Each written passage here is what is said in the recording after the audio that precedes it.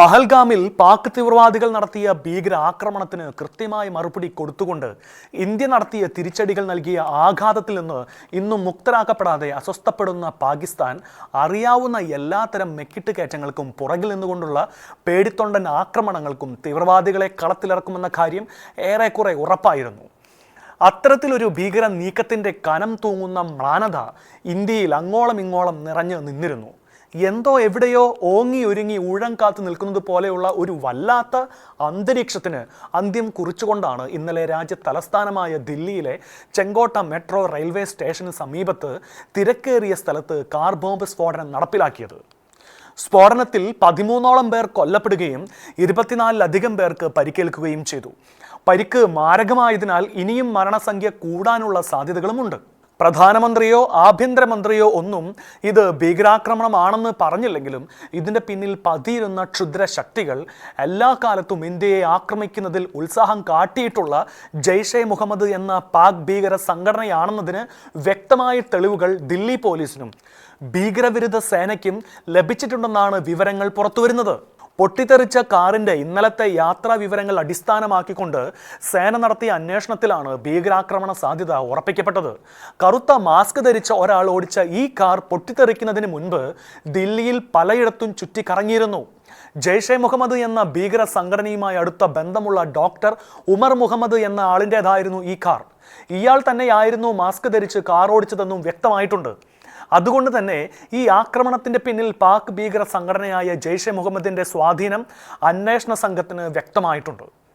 Indian പാർലമെന്റിലും പുൽവാമയിലുമൊക്കെ ആക്രമണം നടത്തിയ ജെയ്ഷെ മുഹമ്മദ് ഭീകര സംഘടന ഇന്ത്യയുടെ തന്ത്രപ്രധാന സ്ഥലമായ ചെങ്കോട്ടയിൽ ആക്രമണം നടത്തിയെന്ന് പ്രചരിപ്പിച്ച് ഇന്ത്യ അസ്ഥിരപ്പെടുത്തിയെന്ന എക്കോസിസ്റ്റം ഉയർത്തിവിടാനുള്ള ശ്രമമായി തന്നെ സുരക്ഷാ സേന ഇതിനെ കാണുകയാണ്. ഓപ്പറേഷൻ സിന്ദൂറിൽ നിന്നേറ്റ കനത്ത ആഘാതത്തിന് പകരം വീട്ടാൻ പാകിസ്ഥാൻ ഏത് തെമ്മാടിത്തരവും കാട്ടിയേക്കാമെന്ന് കരുതിയിരുന്നതിനാൽ അതീവ ജാഗ്രതയോടെ കഴുകൻ കണ്ണുകളുമായി കാത്തുനിന്ന ഇന്ത്യൻ പോലീസും ഭീകരവിരുദ്ധ സേനയും ഭീകരന്മാരുടെ പല പദ്ധതികളും തകർത്ത് തരിപ്പണമാക്കി വിട്ടിരുന്നു. ചെങ്കോട്ടയിലെ ഈ സ്ഫോടനത്തിന് ഏതാനും മണിക്കൂറുകൾക്ക് മുൻപ് തന്നെ ദില്ലിയിലും ഫരീദാബാദിലും ഗുജറാത്തിലുമൊക്കെ മാരകമായ നാശനശേഷിയുള്ള സ്ഫോടക വസ്തുക്കളുമായി 10ഓളം തീവ്രവാദികൾ അറസ്റ്റിലാവുകയും അവരുടെ പല ലക്ഷ്യങ്ങളും ഭീകരവിരുദ്ധ സേന തച്ചുടയ്ക്കുകയും ചെയ്തതിനാലാണ് ഇന്ത്യയിലെ പ്രധാനപ്പെട്ട നഗരങ്ങൾ കേന്ദ്രമാക്കി നടക്കേണ്ടിയിരുന്ന വമ്പൻ പൊട്ടിത്തെറികളിൽ നിന്ന് നമ്മുടെ രാജ്യം രക്ഷപ്പെട്ടത്. കഴിഞ്ഞ ആഴ്ചകളിൽ 8ഓളം ഭീകരാക്രമണ പദ്ധതികളാണ് നമ്മുടെ സുരക്ഷാ ഏജൻസികൾ തകർത്തത്. ചെങ്കോട്ടയിൽ നടന്നത് ചാവേർ ആക്രമണമായിരുന്നുവെന്നും ഇവരുടെ സംഘത്തിൽ ഉൾപ്പെട്ടവർ തന്നെയാണ് ഫരീദാബാദിലും ഗുജറാത്തിലും നിന്നുമൊക്കെ പോലീസിന്റെ വലയിലായിരുന്ന സൂചനയും പോലീസ് പുറത്തുവിട്ടിട്ടുണ്ട്.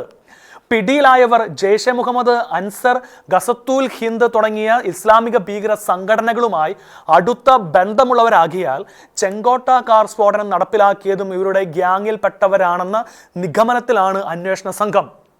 ഇവരുടെ കയ്യിൽ നിന്നും പിടിച്ചെടുത്ത ആയിരക്കണക്കിന് കിലോ തൂക്കം വരുന്ന RDX അടക്കമുള്ള സ്ഫോടക വസ്തുക്കളും തോക്കുകളുമെല്ലാം പാകിസ്ഥാനിൽ നിന്ന് കടത്തിക്കൊണ്ടുവന്നതാണെന്നും പോലീസ് വ്യക്തമാക്കിയിരുന്നു. ഒരു പക്ഷേ ഇത്രയധികം സ്ഫോടക വസ്തുക്കൾ നേരത്തെ തന്നെ പിടിച്ചെടുത്തില്ലായിരുന്നുവെങ്കിൽ നടുക്കുമായിരുന്ന സ്ഫോടനവും നാശനഷ്ടങ്ങളും അങ്ങേയറ്റം വലുതാകുമായിരുന്നു. ഏതായാലും ചെങ്കോട്ടയ്ക്കടുത്ത് നടത്തിയ ചോരക്കളിക്ക് ഇന്ത്യ കൃത്യമായി തന്നെ മറുപടി കൊടുക്കുമെന്ന് ഉറപ്പിച്ചുകൊണ്ടാണ് 2 ദിവസത്തെ പൊതുപരിപാടിക്കായി ഭൂട്ടാനിലെത്തിയ മോദി തൻ്റെ നിലപാട് വ്യക്തമാക്കിയത്. ഭൂട്ടാനിൽ സംസാരിച്ചു കൊണ്ടിരുന്ന പ്രധാനമന്ത്രി നരേന്ദ്രമോദി ഇന്ന് അതേക്കുറിച്ച് പറഞ്ഞത്, ഇന്ന് വളരെ വേദനയോടെയാണ് ഞാനിവിടെ വന്നിരിക്കുന്നതെന്നും ഡൽഹിയിൽ ഇന്നലെ വൈകുന്നേരം നടന്ന ഭയാനകമായ സംഭവം എല്ലാവരെയും ദുഃഖത്തിൽ ആഴ്ത്തിയെന്നും അതിന് ഇരകളായ കുടുംബങ്ങളുടെ ദുഃഖം ഞാൻ മനസ്സിലാക്കുന്നുവെന്നുമാണ്. രാജ്യം മുഴുവൻ ഇന്ന് അവരോടൊപ്പമുണ്ട്. കഴിഞ്ഞ രാത്രി മുഴുവൻ ഈ സംഭവം അന്വേഷിക്കുന്ന എല്ലാ ഏജൻസികളുമായും ഞാൻ ബന്ധപ്പെട്ടിരുന്നു. നമ്മുടെ ഏജൻസികൾ ഈ ഗൂഢാലോചനയുടെ ചുരുളഴിക്കുമെന്നും ചെങ്കോട്ട കാർ സ്ഫോടനത്തിന് പിന്നിൽ ആരായിരുന്നാലും അവരെ നിയമത്തിന് മുന്നിൽ കൊണ്ടുവരുമെന്നും ഈ ആക്രമണത്തെ സർക്കാർ വളരെ ഗൗരവത്തോടെയാണ് കാണുന്നതെന്നും ഗൂഢാലോചനക്കാരെ വെറുതെ വിടില്ലെന്നുമായിരുന്നു പറഞ്ഞത്.